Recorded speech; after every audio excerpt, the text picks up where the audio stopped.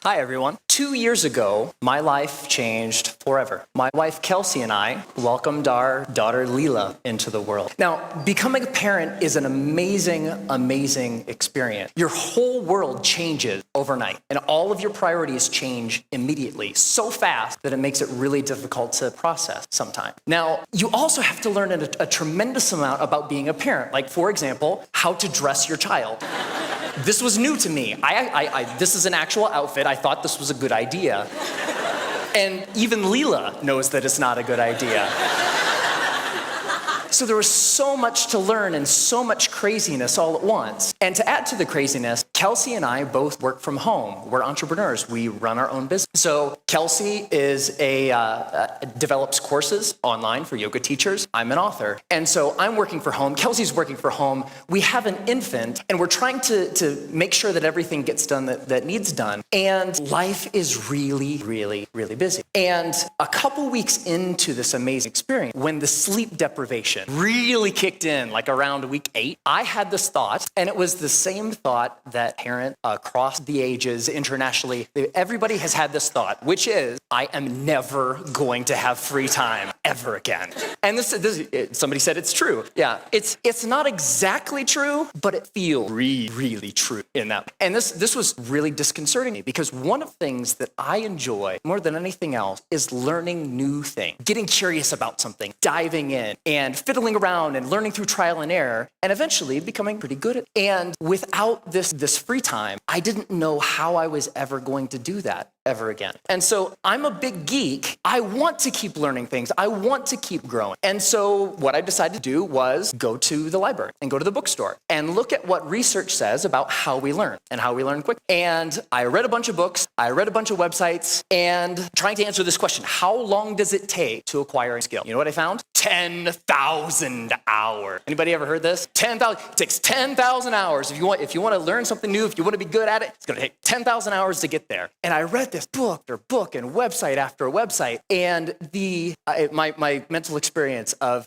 reading all stuff was like, no, I don't have time. I don't have 10,000 hours. I am never going to be able to learn anything ever again. But that's not true. So 10,000 hours, just to give you a rough order of magnitude, 10,000 hours is a full-time job for 5 years. That's a long time. And we've all had the experience of learning something new, and it didn't take us anywhere close to that amount of time, right? So what's up? There's something kind of funky going on. What the research says and what we expect and have experiences, they don't match up. And what I found, here's the wrinkle. The 10,000 hour came out of study of expert level. There was a professor at Florida State University. His name is K. Anders Eric. He's the originator of the 10,000 hour. And where that came from is he studied professional at world-class chess grandmaster. All of these ultra-competitive folks in ultra-high performance, and he tried to figure out how long does it take to get to the top of those kinds. And what he found is more deliberate practice, the more time that those individuals spent practicing the elements, whatever it is that they do, the more time you spend, the better you get. And the folks at the tippy top of their put in around 10,000 hours of practice. Now, we're talking about the game of telephone a little bit earlier. Here's what happened. An author by the name of Malcolm Gladwell wrote a book in 2007 called Outlier, Story of Success. And the centerpiece of that book was the 10,000 hour. Practice a lot, practice well, you will do extremely well. You reach the top. So the message, what Dr.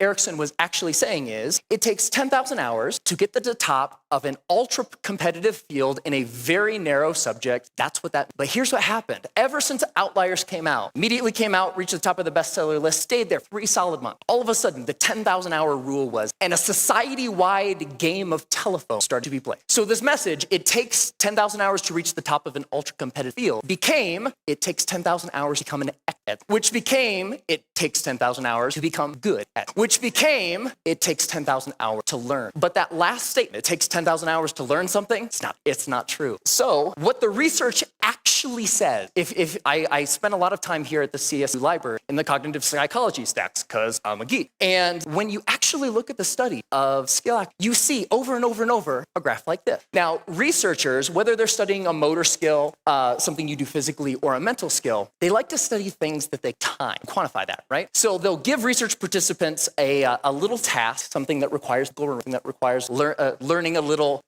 mental trick, and they'll time how long a participant takes to complete the skill. And here's what this graph says. When you start, so when researchers gave participants a task, it took them a really long time. Knew when they were horrible. With a little bit of practice, they get better and better and better, and that early part of practice is really, really efficient. People get good at things, just a little bit of practice. Now, what's interesting to note is that if, we don't really, for skills that we want to learn for ourselves, we don't care so much about time, right? We just care about how good we are, whatever good happens to me. So if we relabel performance time to how good you are, the graph, and you get this famous and widely known, it's the learning curve. And the story of the learning curve is when you start, you're grossly incompetent and you know it, right? With a little bit of practice, you get really good really quick. So that early level of improvement, really fast. And then at a certain point, you reach a plateau and the subsequent gains become much harder to get, more time to get. Now, my question is, I want that, right? How long does it take from starting something and being grossly incompetent and knowing it to being reasonably good in hopefully as short a period of time as possible? So how long does that take? Here's what my reason, 20 hours. That's it. You can go from knowing nothing about any skill that you can think of. Want to learn a language? Want to learn how to draw? Want to learn how to juggle flaming chainsaws? If you put 20 hours of focused, deliberate practice into that thing, you will be astounded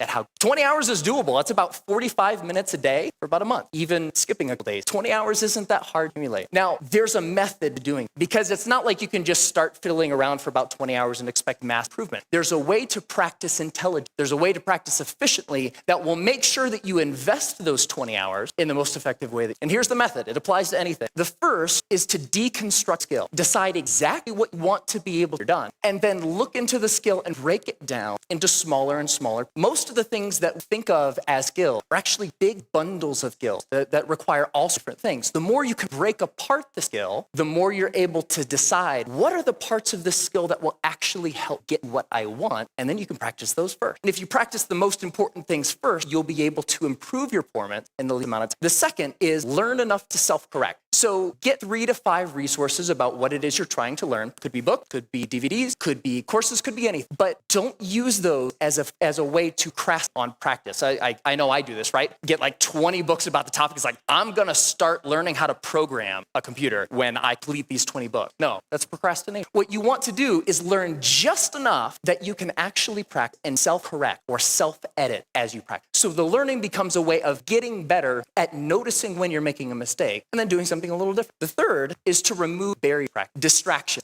internet, all of these things that get in the way of sitting down. And the more you're able to use just a little bit of willpower to remove the distractions that are practicing, the more likely you are to actually sit down and practice, right? And the fourth is practice or at the hour. Now, most skills have what I call a frustration barrier. The grossly incompetent knowing it part, that's really, really frustrating. We don't like to feel stupid. And feeling stupid is a barrier to us actually sitting down to work. So by pre-committing to practicing whatever it is that you want for at least 20 hours, you will be able to overcome that initial frustration barrier and stick with the practice long enough to actually, all right? That's it. It's not rocket science. 4 very simple steps to learn anything. Now, it's easy to talk about in theory, but it's more fun to talk about in practice. So one of the things that I've wanted to learn how to for a long time is play the ukulele. Has anybody seen Jake Shimabukuro's TED Talk where he plays the ukulele and makes it sound like he's like an ukulele god? It's amazing. It's like, I saw that. It's like, that is cool. It's such a neat instrument. I would really like how to play. And so I decided that to test this theory, I wanted to put 20 hours into practice where we got. And so the first thing about playing the ukulele is in order to practice, you have to have one, right? So I got an ukulele, and my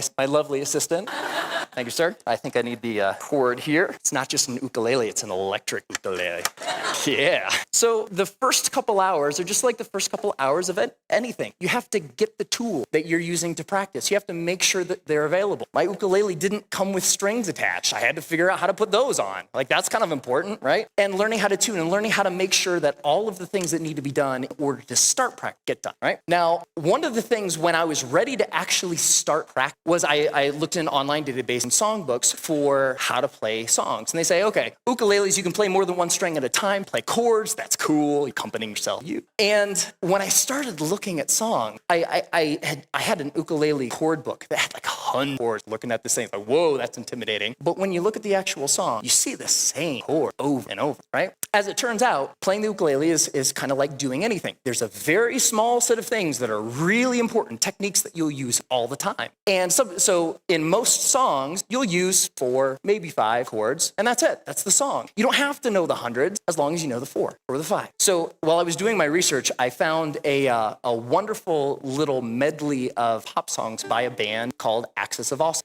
And somebody knows it. And what Axis of Awesome says is that you can learn, or you can play pretty much any pop song over the past 5 decades if you know 4 chords. And those chords are G, D, E minor, C. 4 chords pump out every pop song ever, right? So I thought, this is cool. I would like to play every pop song ever. So that was the first song I decided to learn. And I would like to actually share it. You ready? All right.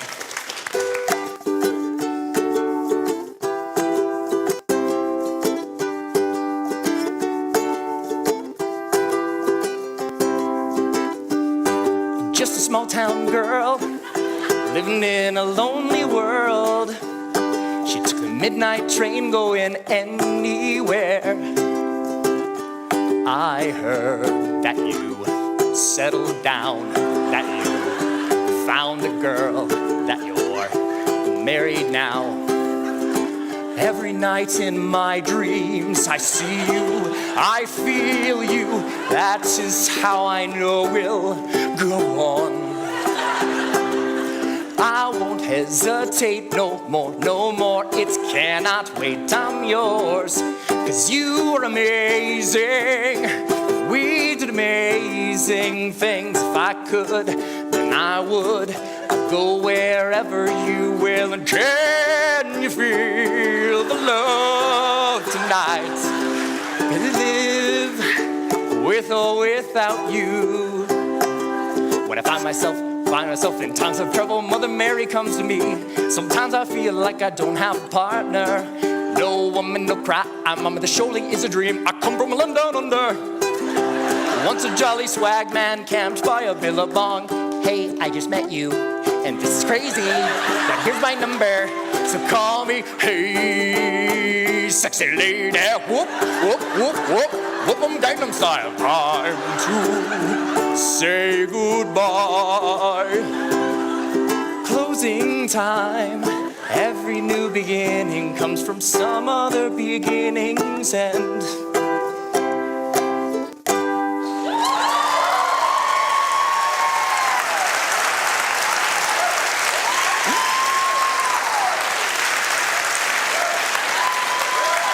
Thank you. Thank you. I love that song. And I have a secret to share with you. So by playing that song for you, I just hit my 20th hour of ukulele.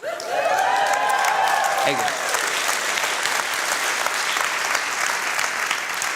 And so it's amazing, pretty much anything that you can think of. What do you want to do? The major barrier to learning something new is not intellectual. It's not the process of you learning a bunch of little tips or tricks or things. The major barrier is emotional. We're scared. Feeling stupid doesn't feel good. In the beginning of learning anything new, you feel really stupid. So the major barrier is not intellectual, it's emotion. But put 20 hours into anything. Doesn't matter. What do you want to? You want to learn language? You want to learn how to cook? You want to learn how to draw? What turns you on? What lights you up? Go out and do that thing. It only takes 20 hours. Have fun.